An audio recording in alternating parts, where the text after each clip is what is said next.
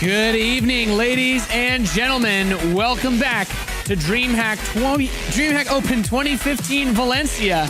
We can see the sun has set, and so has the tournament lives on many of these players here as we wind down the round of 16. We have Serral coming up against Curious as our next match. We just saw Fantasy take a dominating performance over Rhett. Are we surprised so far by the results we've had today, boys? Yeah, I mean, especially, well, not in the round of 16 at least. Yeah. Red actually played some great StarCraft, especially in that game one. I was very impressed with that. But it was unfortunate that game two just got a little caught off guard a few times and fell really far behind very quickly. Yeah. But, and as to if we were surprised, I mean, that's kind of what we were expecting anyway. Even though Red did put in a bunch of great games, you really have to give him credit. I was kind of predicting a 2-0 there for Fantasy. Not really a big surprise for me. He didn't seem all that confident in his interview. You know, he said he referenced a lot of players. He thought, well, he seemed to allude that other players were better than him, and he had to pull out the tricks to beat those guys. Yeah. Well, I mean, if he's feeling confident, then I guess there's no reason to do anything crazy against Rhett, right? Yeah. Yeah, I suppose. Absolutely. It was funny in that interview with Fantasy how he seemed a bit not too confident against Gumiho. Actually, you know, he's like, I want to go against Patience. I know this guy is on my team.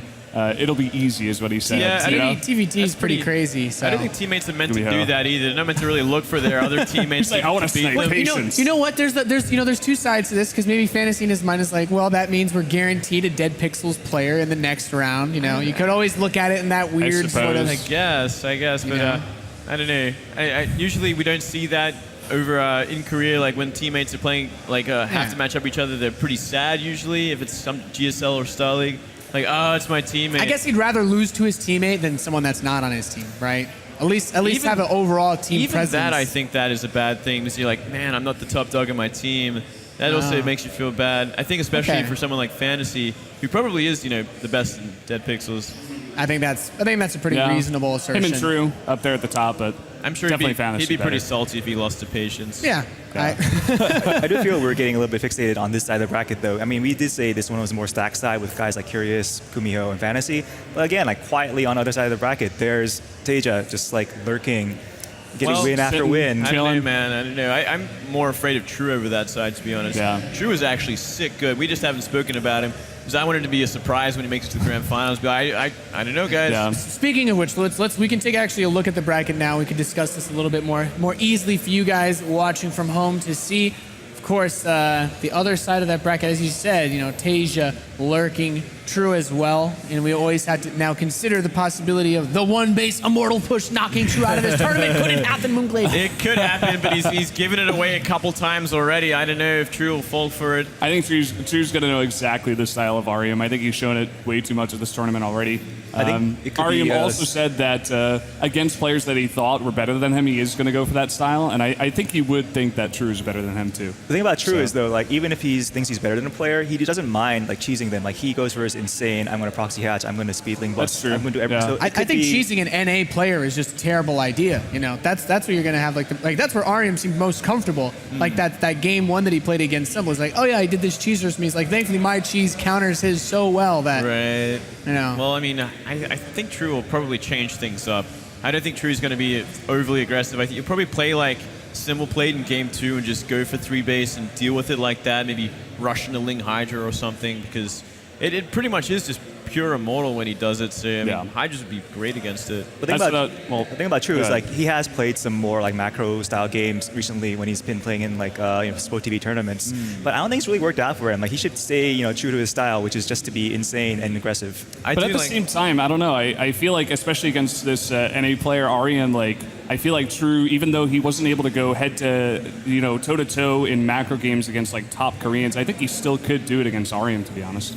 Also, just to change the subject a little bit, are we overlooking Lenok? Because Lenok is a DreamHack champion. He has won multiple championships in multiple tournaments. No, we're not overlooking him. I think that was like the first time we mentioned him, but no, we're not overlooking him. He's been in the back of our minds the entire time. Is he totally over the hill in your opinion, or what's happening? I wouldn't say he's completely over the hill. He just. You gotta look at him like Teja almost, right? Yeah. Like a Teja, or like we would have looked at like San, for example, as we know that these guys have been good, but they haven't, like, none of those guys have been on hot streaks lately, right? Not in quite a while, actually. Yeah. I think for me, like, more than Leonok, it's still Hyun. Like, he still has that matchup against Harsum. He's still in this. Yeah. You know?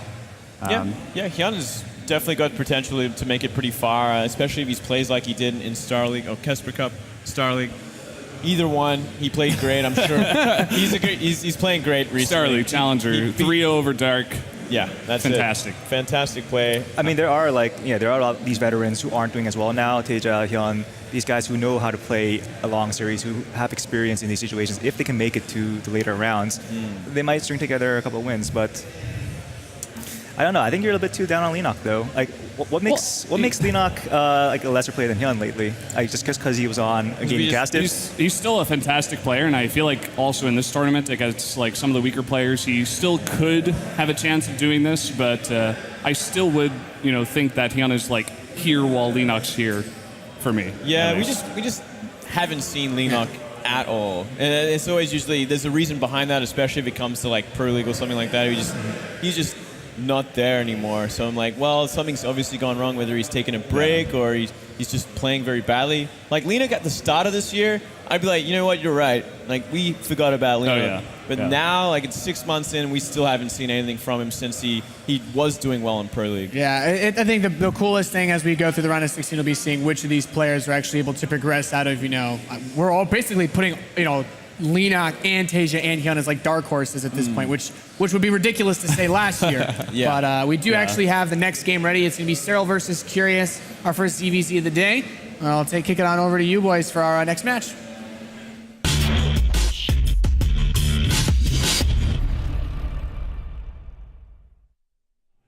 Welcome back, guys. We're about to jump into our first ZvZ of the night. I know that makes Moonglade very excited. Maybe the only one here, Valdez, but damn it, we're going to enjoy it.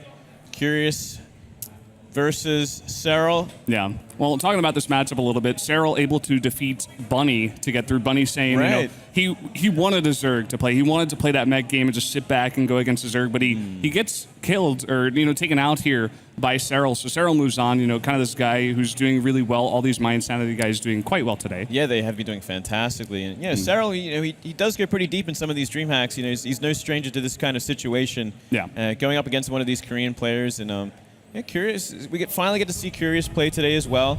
And I'm excited for this ZvZ. So am I, Moonglade. But up here in the top, in the red, one of our Zergs here, it is Serral.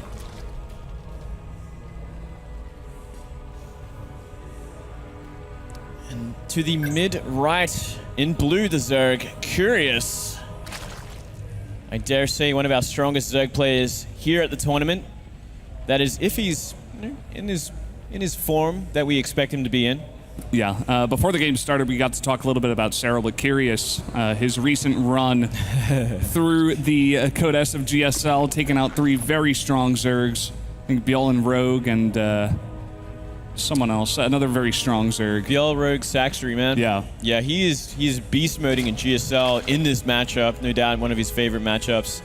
And he's going to start things off with a bang, going for that 8 pool. What do you think about this, especially on this map? By the way, Dash and Terminal, a pretty long rush distance at that. You do have those rocks, but before they're down, you got to go all the way around, across the map, up the ramp, down the ramp, up the ramp, down the ramp, and then you go into the natural, and then you finally make it to the main.